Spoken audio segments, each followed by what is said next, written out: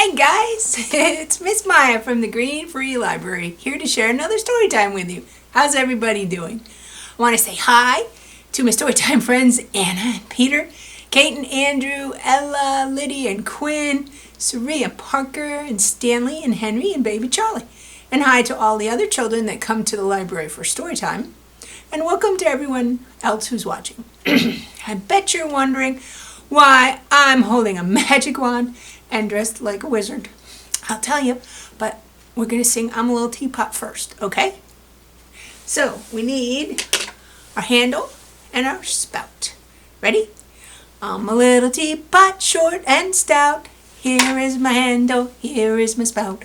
When I get all steamed up, hear me shout, just tip me over and pour me out. All right, how about let's switch, all right?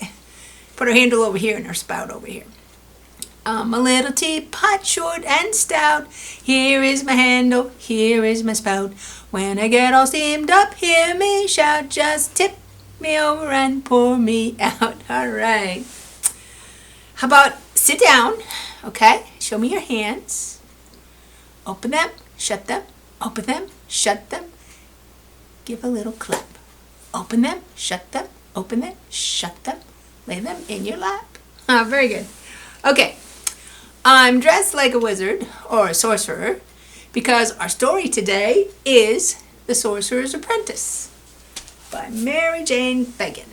And here it is. All right. Now, a sorcerer is like a wizard and they practice magic. An apprentice is someone who's learning a skill from a master. So, the sorcerer's apprentice is learning magic from the sorcerer. All right? So the story goes like this.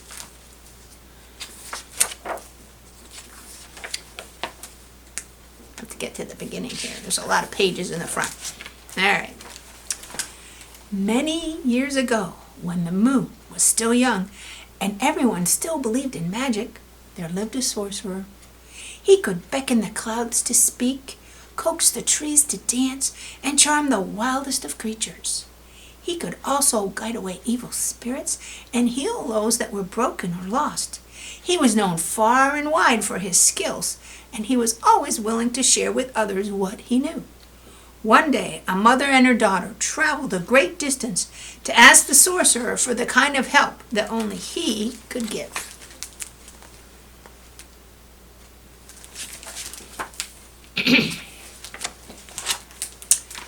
As he was a kind man, the sorcerer offered his guests some dinner and a room for the night.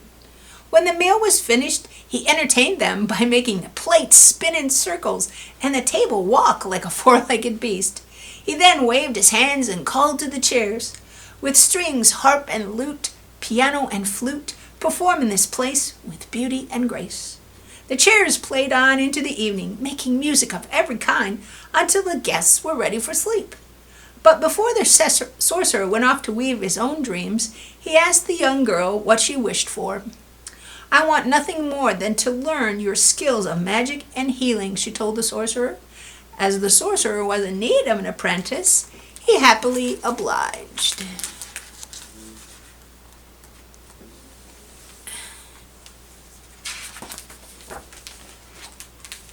Being an apprentice to a great sorcerer, however, was not exactly what the young girl expected. She washed dishes, swept floors, chopped wood for the fire, and carried water from the well. Tirelessly she worked day and night, eagerly waiting to learn a simple spell or charm. After weeks of hard work, she finally asked the sorcerer, I mean no disrespect, master, but why can't you teach me how to wash the dishes with a wave of my hand? Why must I clean and sweep instead of learning magic? The sorcerer looked sternly at the apprentice and said simply, some things we must do for ourselves. And there she is. Look at all those dishes she's got.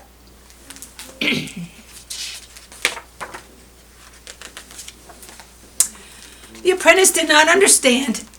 If we must do some things for ourselves, she wondered, then why shouldn't the sorcerer do his own chores? One day, while she was working nearby, she became even more confused when she overheard the sorcerer casting a spell.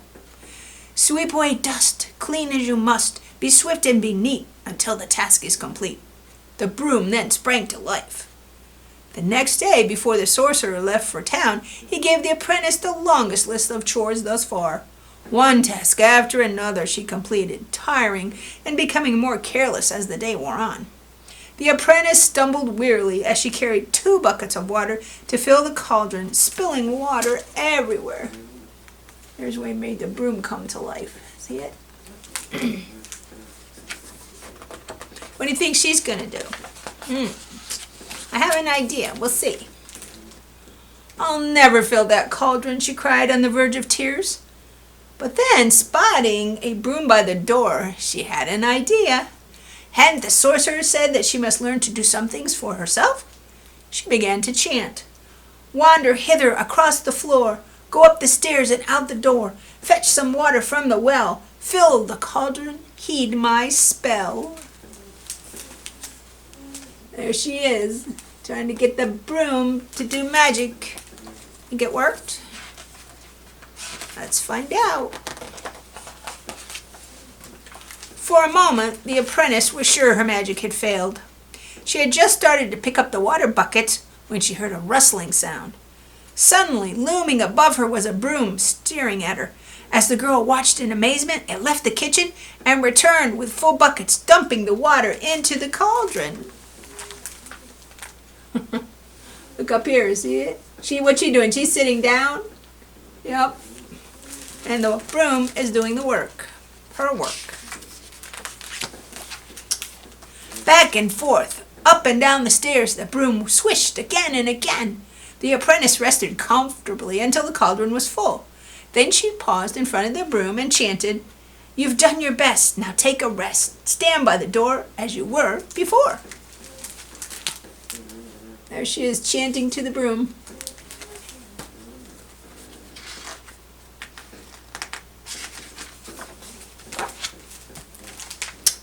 But the broom would not stop. Uh-oh. It gathered the water faster and faster, filling the cauldron to the brim. The apprentice cried out as the water began to overflow. Please, please, you must stop. The water buckets you must drop. Your task is through, and you must do whatever I command you. Look at all that water. Oh, no. She's got a spot of trouble now, doesn't she?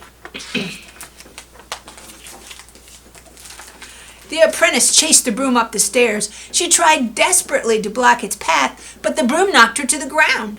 When she looked up, the apprentice spied an axe by the woodpile. Now you'll stop, she shouted as she grabbed the axe and brought it down on the broom. The apprentice chopped it into many bits. The broom was no more. Oh, the exhausted girl wiped her brow. There is much more work to be done now, she said with a heavy sigh as she bent down to pick up the buckets. There she is, going after it with the axe. And can you see up here? There's lots of pieces. Yeah.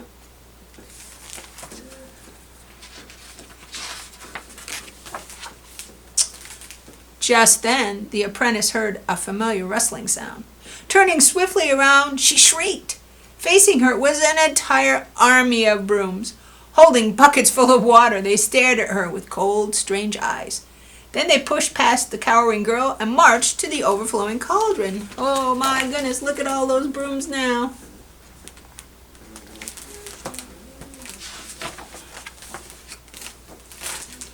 As the room began to fill with water, the apprentice cried, Master, Master, help me.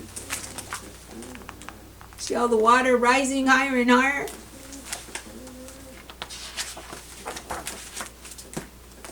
The sorcerer, who was just returning from the village, heard the apprentice cry out and raced downstairs. Seeing the chaos, he stretched out his hands toward the brooms and chanted, Be as it was, that is my will. Brooms and water shall now all be still. The water rose high in the air and swirled past the sorcerer back to the well. The army of brooms disappeared in a cloud of mist. When the apprentice looked around the room, the old broom was back in place, and everything was as it had been. There's the sorcerer casting his spell.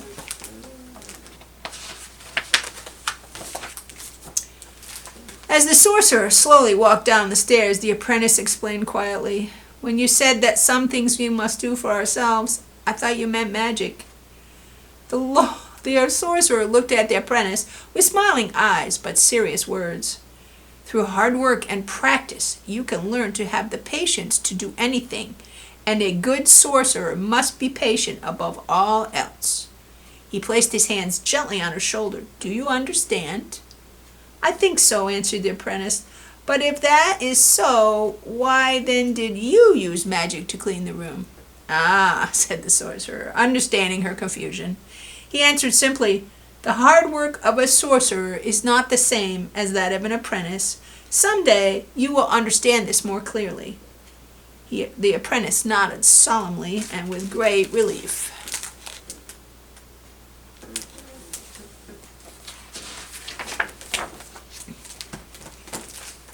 And as time passed, her patience and talent as a young apprentice grew and grew. Until one day, many years later, she too became a sorcerer. It was only then that she understood exactly what the sorcerer had meant. The end. Did you like that story? That was pretty good, wasn't it? I'll take this book back to the library, and it will be available in a few days if you'd like to check it out and read it at home. For our project today, I thought we would make our own magic wand. So you're going to need some things. You'll need some kind of stick or a dowel. I actually use chopsticks, like this. You could probably even use a stick from the backyard. Just make sure it doesn't have a sharp point, okay? You also need some aluminum foil, a piece of cardboard, some glue, scissors, and some non-toxic paint or markers. And you'll need some things to decorate your wand with. Now, this can be anything. I'm going to let you use your imagination and make the wand look however you want, okay? So you need to cover your sticks with aluminum foil, all right? And then you need to draw a star shape on your cardboard that you have and cut it out. But remember to have an adult help you with the cutting parts, okay? I painted my star yellow. You can make yours any color you want. And you can use markers instead of paint. Then you need to let it dry. And when it's dry, you need to glue it onto the wand, all right? And then you need to let that dry. Then you can decorate your wand, all right? Like I said, I used some little stars that I had at home, and I also had a glass bead and had a little circle of different kind of foil. So I glued all that on, all right? But that's the best part about this project. You can use your imagination and just make it look any way you want. There's no right way for your magic wand to look, okay? It's your wand. So, there we have our magic wand. Now, I want to tell you about something special that's happening tomorrow right here on this channel. A special summer reading program video is going to premiere. Miss Lori from the library wrote and sings all the songs in this video on self-esteem. So if you're signed up for the Green Free Library summer reading program, you can earn points by watching. It's easy to sign up through Read Squared on the library website at greenfreelibrary.org. If you need help signing up or you really don't want to do it online, you can call the library and we'll sign you up, and you can keep track of your reading minutes on a paper log. If you do sign up, you can also get one of our Imagine Your Story bags, which has lots of fun activities in it. So that's all I have for today. You be good. Make your wands. Be good sorcerers. Keep taking out books. And I'll see you next time. Bye-bye.